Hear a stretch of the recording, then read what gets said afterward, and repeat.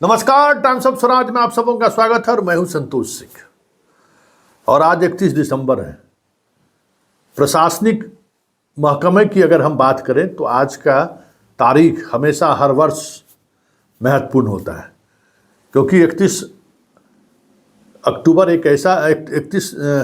एक ऐसा दिन है जिस दिन कई अधिकारी रिटायर्ड होते हैं, कई अधिकारियों का प्रमोशन होता है और उस प्रमोशन और रिटायरमेंट की वजह से ट्रांसफ़र पोस्टिंग भी बड़े स्तर पर होती है।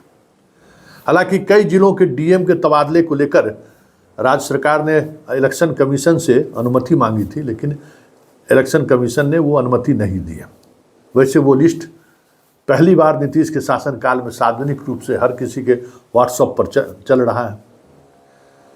वैसे पटना के एसएसपी को पद के पर कौन आएंगे, इसको लेकर भी दिलचस्पी काफ़ी रही है। राजधानी पटना है और माना ये जाता है कि जो तेज तरार पुलिस अधिकारी रहे हैं, ऐसे अधिकारियों को पटना एसएसपी की जिम्मेवारी दी जाती रही है।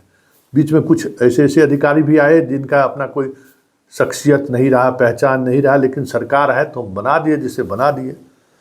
लेकिन दशकों बाद हम कह सकते हैं,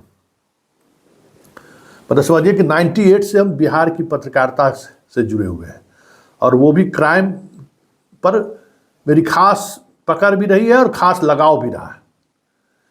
लेकिन पहली बार पटना के एसएसपी का वाकई में दावेदार कौन है, अगर इसके लिए जो अगर नाम मांगा जाए क्षेत्र से कि फील्ड में जो काम करने वाले आईपीएस हैं, तो मेरे जैसा पत्रकार का हाथ खाली है। पिछले वर्ष उपेंद्र शर्मा का आना तय है, ये हम लोग मानते थे। अभी जो वर्तमान में है उनका भी ट्रैक रिकॉर्ड था, ये लोग आएंगे, इनके लिए तो पद बचा कर रखा ही गया था, जैसे विकास वैभव के समय रखा गया था। लेकिन जो भी पटना के एसएसपी बने, वो पत्रकारों को लगता था कि हाँ, इनमें इस तरीके का टैलेंट है, इन्हें पटना का एसएसपी बनना चाहिए। लेकिन पहली बार ऐसा लग रहा है, कोई कहीं से भी उम्मीद की ऐसी किरणें नहीं दिख रही हैं जिससे एक संभावना बने कि नहीं, पटना के एसएसपी के लायक तो ये जरूर है। हालांकि उस तरीके का टैलेंटेड या चर्चित जो भी व्यक्ति पटना के एसएसपी बने हैं, उनका कार्यकाल बहुत अच्छा नहीं रहा है। बहुत अपराध भी हुआ, बहुत तरीके का विवाद भी हुआ।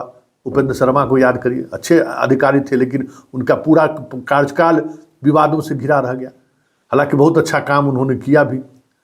वैसे 3 चेहरे जिस पर चर्चा है, एक आशीष भारती गया के जो हैं उनकी चर्चा है कि वो आ सकते हैं, नालंदा से हैं, नीतीश जी के खासम खास हैं, इसलिए माना जा रहा है कि आशीष भारती को, जो गया एसएसपी हैं, उनको बनाया सकता है। बांका एसपी है सत्य प्रकाश, वो भी नालंदा से है और नीतीश के खासम खास में से हैं, उनकी भी चर्चा है।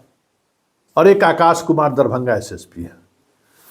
तीनों ऐसे हैं जो सत्ता में के शीर्ष पर बैठे हुए नेतृत्व के चहेते भी हैं, कास्ट कॉम्बिनेशन भी है। योग्यता उस तरीके का कहना मुश्किल है कि इस तीनों में बेस्ट कौन हो सकता है।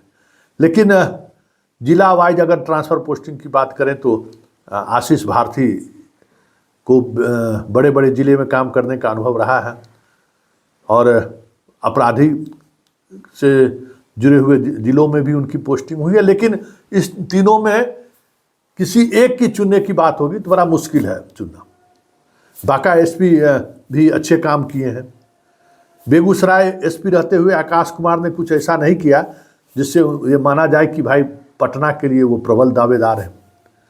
क्योंकि बेगूसराय जिला में अगर आप एसपी के रूप में रहे तो ये अगर आप कुछ छाप छोड़िएगा तो बिहार के पत्रकारों के जेहन में जरूर ये बातें रहती है कि अच्छा, ये बेगूसराय एसपी रहे हैं। ऐसा कुछ भी नहीं है। मुजफ्फरपुर एसएसपी, जो एक बार मुजफ्फरपुर जिसकी पोस्टिंग हो गई, उसकी उम्मीद कम रहती है कि उनका पटना में पोस्टिंग हो जाए, क्योंकि मुजफ्फरपुर अपने आप में एक बड़ा जिला है और अपराध की तो बिहार की राजधानी वही है। अब आईजी दरभंगा का पद खाली है, आईजी मुजफ्फरपुर का पद आज खाली हो रहा है और आईजी पूर्णिया का पद खाली हो रहा है। इन 3 जगहों पर अब किसकी गोटी बैठती है देखने वाली बात होगी। लेकिन इन सब के इतर ये भी खबर आ रही है कि फिलहाल अभी जो पटना एसएसपी है उनको 6 महीना तक कंटिन्यू डीआईजी के रूप में भी रखा जाए, ये भी चर्चा है। लेकिन इन तमाम चर्चों के बीच देखना ये होगा कि आज के ट्रांसफ़र पोस्टिंग पर छाप किसका रहता है, और उसी के सहारे आप समझ सकते हैं कि ये गठबंधन आगे चलने वाला है या नहीं चलने वाला है। आज के ट्रांसफ़र पोस्टिंग से बहुत कुछ झलक मिल जाएगा।